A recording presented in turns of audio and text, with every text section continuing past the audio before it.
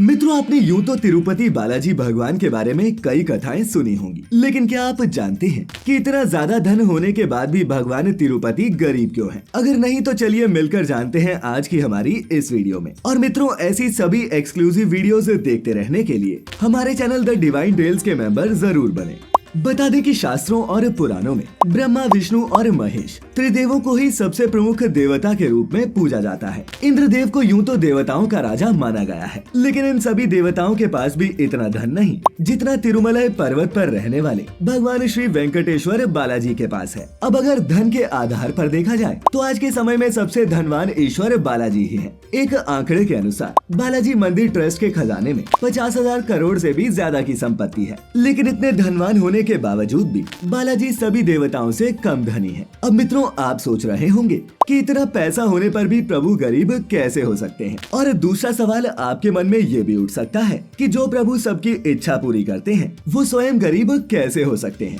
लेकिन मित्रों, तिरुपति बालाजी के बारे में एक ऐसी पौराणिक कथा है जिसके मुताबिक बालाजी कलयुग के आखिर तक कर्ज में रहेंगे। बालाजी के ऊपर जो ये कर्ज है उसी को चुकाने के लिए आज भक्त यहाँ सोना, बहुमूल्य वस्तुएं और धन दान करते हैं। बता दें कि शास्त्रों के मुताबिक कर्जे में डूबे मनुष्य के पास कितना भी धन हो, वो रहता गरीब ही है। अब इस नियम की माने तो धनवान होकर भी गरीब ही है बालाजी। अब आइए जानते हैं कि बालाजी गरीब हुए कैसे। तो बहुत समय पहले की बात है। एक बार महर्षि भृगु श्रीहरि के निवास स्थान बैकुंठ पधारे और आते ही शेषनाग पर योग निद्रा में लेटे विष्णु जी की छाती पर एक लात मारी। भगवान नारायण ने तुरंत ही ऋषि भृगु के चरण पकड़ लिए और पूछने लगे कि ऋषिवर, आपके पैर में कहीं चोट तो नहीं लगी? श्रीहरि विष्णु के इतना कहते ही ऋषि भृगु ने अपने दोनों हाथ जोड़ लिए और कहने लगे, प्रभु आप ही सबसे सहनशील ईश्वर हैं, इसीलिए यज्ञ भाग के प्रमुख अधिकारी आप ही हैं। लेकिन माता लक्ष्मी को ऋषि भृगु का ये व्यवहार पसंद नहीं आया और वो भगवान नारायण से नाराज हो गए। उनकी नाराजगी इस बात से थी कि श्रीहरि ने भृगु ऋषि को दंड क्यों नहीं दिया। गुस्से में माता लक्ष्मी बैकुंठ छोड़कर चली गई। फिर भगवान हरि ने अपनी पत्नी देवी लक्ष्मी को ढूंढना शुरू किया तो पता चला कि माता ने धरती लोक पर पद्मावती नाम की एक कन्या के रूप में जन्म लिया है। तब भगवान नारायण ने भी अपना रूप बदला और पद्मावती के पास जा पहुँचे। प्रभु ने पद्मावती के सामने शादी का प्रस्ताव रखा, जिसे माता ने स्वीकार कर लिया। लेकिन अब यहाँ सवाल ये उठ रहा था कि विवाह के लिए धन आएगा कहाँ से? विष्णु जी ने इस परेशानी का समाधान निकालने के लिए भगवान शिव और ब्रह्मा जी को साक्षी रखकर कुबेर देव से काफी धन कर्ज लिया। इस कर्ज से ही श्रीहरि विष्णु के वेंकटेश्वर रूप और माता लक्ष्मी के अंश पद्मावती का विवाह हुआ। यक्ष कुबेर से कर्ज लेते समय प्रभु ने ये वचन दिया था कि कलयुग के आखिर तक वो अपना सारा कर्ज चुका देंगे और कर्ज खत्म होने तक वो सूद चुकाते रहेंगे। और मित्रों, श्रीहरि नारायण के कर्ज में डूबे होने की इसी मान्यता के चलते बड़ी मात्रा में भक्त यहाँ धन दौलत भेंट करते हैं ताकि उनके प्रभु कर्ज मुक्त हो सके। श्रद्धालुओं से मिले इसी दान की बदौलत आज ये मंदिर करीब 50,000 करोड़ की संपत्ति जुटा चुका है।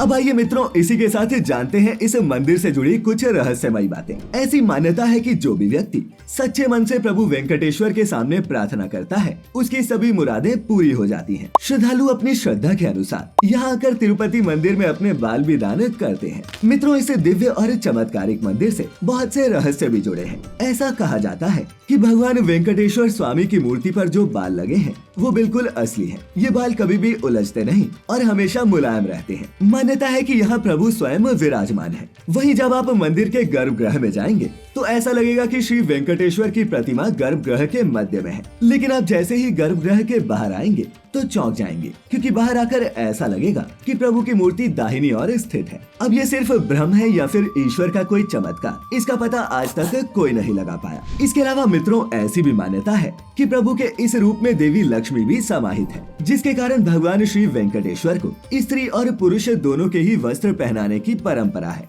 तिरुपति मंदिर में श्री वेंकटेश्वर की ये मूर्ति अलौकिक है। ये विशेष पत्थर से बनी है और ये मूर्ति इतनी जीवंत है कि ऐसा लगता है जैसे मानो विष्णु जी खुद यहाँ विराजमान हो। और तो और प्रभु की इस प्रतिमा को पसीना भी आता है और पसीने की ये बूंदें देखी भी जा सकती हैं। वहीं बता दें कि मंदिर से 23 किलोमीटर की दूरी पर एक गांव है, जहां गांव वालों के अलावा कोई भी बाहर का व्यक्ति प्रवेश नहीं कर सकता। मंदिर में चढ़ाए जाने वाले सभी पदार्थ जैसे फल, फूल, दही, घी, दूध और मक्खन आदि सभी सामग्री इसी गांव से आती है। वहीं गुरुवार को श्री वेंकटेश्वर को चंदन का लेप लगाया जाता है और जब प्रभु को स्नान करवाने के बाद इस लेप को हटाया जाता है तो भगवान वेंकटेश्वर वेंकटेश्वर के हृदय में देवी लक्ष्मी की आकृति दिखाई देती है। इतना ही नहीं, इस मंदिर में एक दिया है जो हमेशा जलता रहता है। और सबसे चौंकाने वाली बात तो ये है कि इस दीपक में कभी भी तेल या फिर घी नहीं डाला जाता। यहाँ तक कि इस मंदिर के पुजारियों को भी नहीं पता कि ये दिया सबसे पहले किसने और कब जलाया था। ये भी कहा जाता है कि प्रभु की प्रतिमा हमेशा ही नम रहती है और भगवान वेंकटेश्वर की प्रतिमा पर कान लगाकर सुने तो समुद्र की लहरों की आवाजें सुनाई देती हैं। तो मित्रों, आज हमने जाना कि इतना धन होने के बावजूद भी कैसे गरीब है तिरुपति बालाजी। साथ ही जाने इस मंदिर से जुड़े कुछ रहस्य। तो आज की हमारी ये प्रस्तुति अगर आपको भी अच्छी लगी हो तो इसे अपने मित्रों रिश्तेदारों के साथ जरूर साझा करें। और इस तरह की सभी आध्यात्मिक और धार्मिक वीडियोस के लिए जुड़े रहें द डिवाइन टेल्स परिवार के साथ। तो मित्रों, फिलहाल आज के लिए बस इतना ही। अब इजाजत दें। आपका बहुत बहुत शुक्रिया।